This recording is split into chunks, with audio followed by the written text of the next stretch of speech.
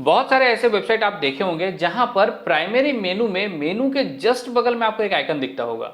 जैसे हमारा जो ये वेबसाइट है, इस वेबसाइट में देखिए प्राइमरी मेनू ये है और इस प्राइमरी मेनू में होम के जस्ट बगल में आपको होम का आइकन दिख रहा है। वहीं अबाउट अस के जस्ट बगल में अबाउट अस का आइकन दिख रहा है, एक सर्विसेज के बगल में एक आइकन दिख रहा है, कॉन्टैक्ट अस के बगल में एक आइकन दिख रहा है, ब्लॉग के बगल में एक आइकन दिख रहा है। तो इस तरह से अगर हम अपने प्राइमरी मेनू में आइकन सेट करते हैं तो इससे हमारी साइट का लुक जो है वो काफी ज्यादा एनहांस हो जाती है। तो आज इस वीडियो में हम इसी टॉपिक के ऊपर बात करने वाले हैं कि कैसे हम अपनी प्राइमरी मेनू में आइकन्स को ऐड कर सकते हैं। नमस्कार दोस्तों, मैं हूं अरूप, स्वागत करता हूं करूपटक ब्लॉग्स के आज के इस वीडियो में। तो चलिए दोस्तों, वीडियो में आगे बढ़ते हैं। उससे पहले अगर आप इस चैनल पे नए आए हैं तो चैनल को सब्सक्राइब करके बेल आइकन को दबा लें ताकि इस तरह की इन्फॉर्मेटिव कंटेंट आपको हमेशा मिलती रहे। अपनी वेबसाइट के प्राइमरी मेनू में आइकन्स ऐड करने की जो प्रोसेस है, इसे हम 3 स्टेप में कंप्लीट करेंगे। सबसे पहला स्टेप, हमें जाना होगा गूगल में।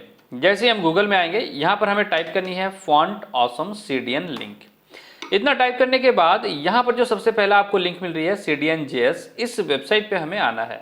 आने के बाद यहां से आप वर्जन सेलेक्ट कर सकते हैं कि फॉन्ट ऑसम के CDN लिंक का कौन सा वर्जन आप यूज करना चाहते हैं। हम यहाँ पे जो डिफॉल्ट में अभी लेटेस्ट वर्जन है इसे ही रहने देंगे। उसके बाद टॉप में जो आपको लिंक दिख रही है, ये वाला जो लिंक आपको दिख रही है all.mini.css, इस लिंक को आपको कॉपी करनी है। कॉपी करने के लिए हम यहाँ पे ये जो मिडिल वाला ऑप्शन है कॉपी लिंक टैग, इस पे क्लिक करेंगे और इस लिंक को कॉपी करेंगे। यहाँ पर फर्स्ट स्टेप हमारा कंप्लीट होती है। सेकंड स्टेप में हम जाएंगे अपने वर्डप्रेस के डैशबोर्ड में। डैशबोर्ड में आने के बाद यहाँ से जाएंगे हम अपीयरेंस में। अपीयरेंस में आने के बाद यहाँ पर थीम फाइल एडिटर पे हम क्लिक करेंगे। जैसे ही थीम फाइल एडिटर हमारे सामने ओपन हो जाएगी, अब राइट साइड में हमारा जितने भी यहाँ पर टेम्पलेट्स हैं, पेजेस हैं, वो सारा दिखेगी। अब यहाँ से हमें header.php फाइल को सर्च करनी है। ये रहा हमारा header.php फाइल, इस पे हम क्लिक करेंगे। अब यहाँ से थोड़ा हम स्क्रॉल करेंगे और यहाँ पर देखिए हेड सेक्शन स्टार्ट हो रही है।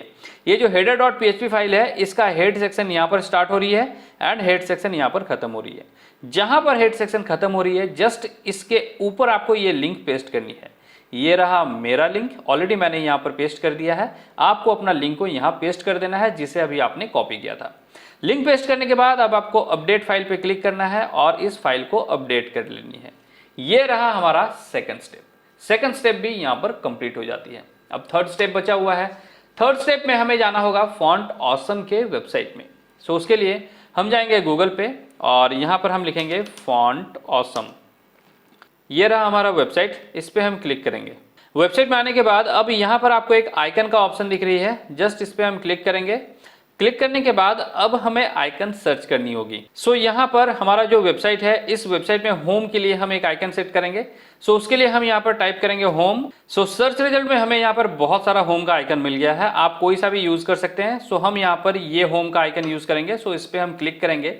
क्लिक करने के बाद नीचे हम आएंगे, यहाँ पर HTML टैग जो सिलेक्टेड है इसे सिलेक्टेड ही रहने देंगे और नीचे जो आपको लिंक मिल रही है, इस लिंक को हम कॉपी करेंगे।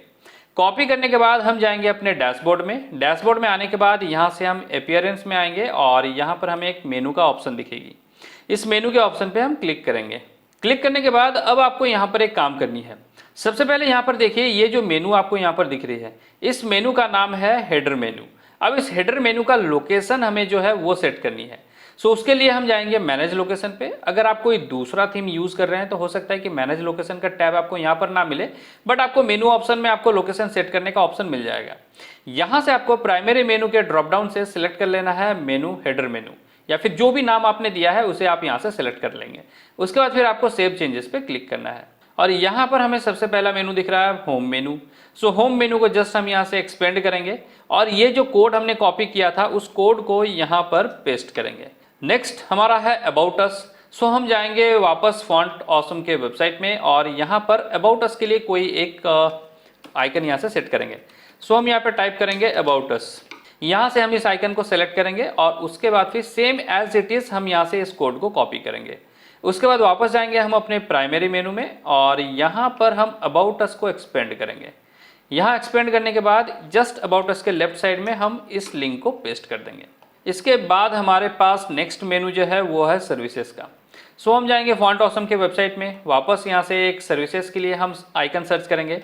जैसे हम सर्विसेज टाइप किए, यहाँ पर बहुत सारे आइकन्स आ गई। हम इस आइकन को यहाँ से सिलेक्ट करेंगे एंड नीचे आएंगे और यहाँ से हम फिर से इस कोड को कॉपी करेंगे। उसके बाद फिर हम जाएंगे सर्विसेज वाले मेनू में और इसे यहाँ से एक्सपेंड करने के बाद इसके जस्ट लेफ्ट साइड में हम इस कोड को पेस्ट कर देंगे। जस्ट इसके नीचे आएंगे। अब नीचे आने के बाद यहाँ पर हमें मिल रही है कॉन्टैक्ट अस का मेनू।